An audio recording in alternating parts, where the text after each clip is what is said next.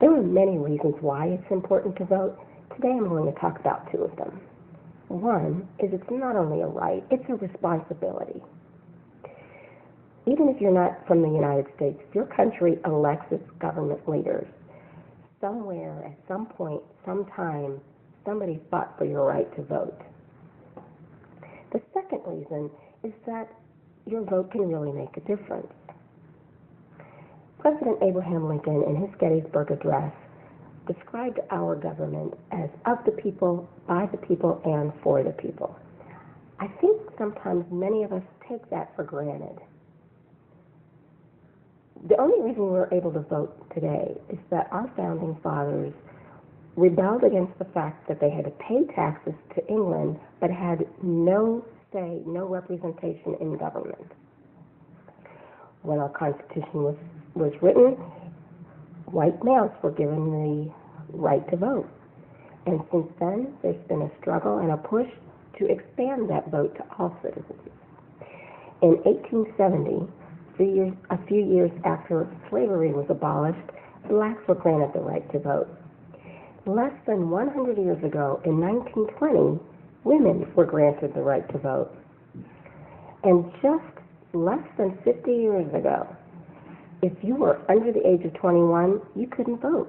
We were sending troops to Vietnam who were not eligible to vote. So in 1971, the voting age dropped to 18 from 21. By not voting, you do a disservice to the people that worked so hard for our right to vote. The United States is among one of the lowest developed countries in terms of voter turnout. In 2012, 84% of the eligible voters voted in the presidential election. But that only accounted for 54% of people of voting age. Can you imagine that?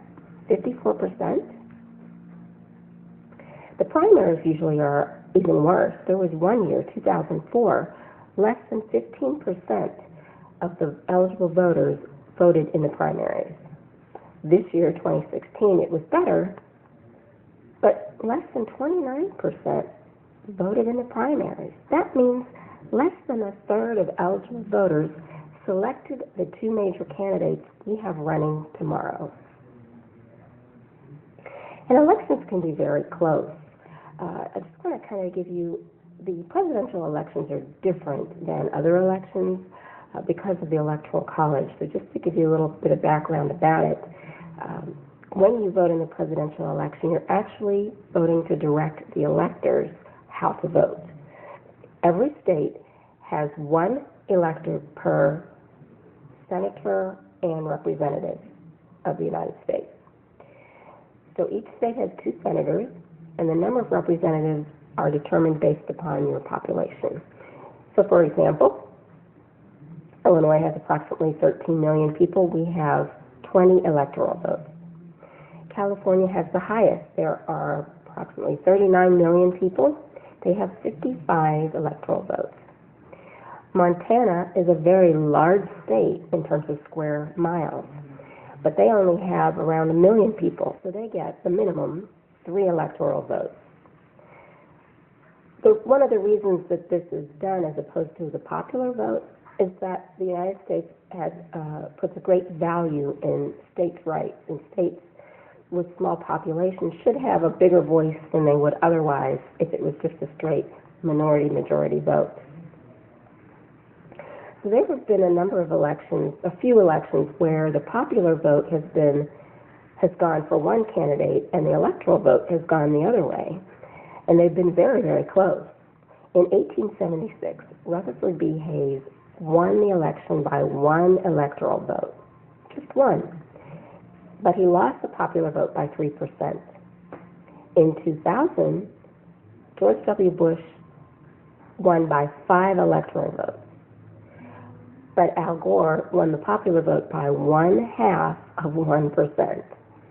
They say it was a difference of 538 votes. George Bush was ahead 538 votes in Florida. So can you imagine if some of the people who had voted for a third-party candidate or who had stayed home had made a choice, things could have been very different. The election could have gone the other way. By not voting, you're not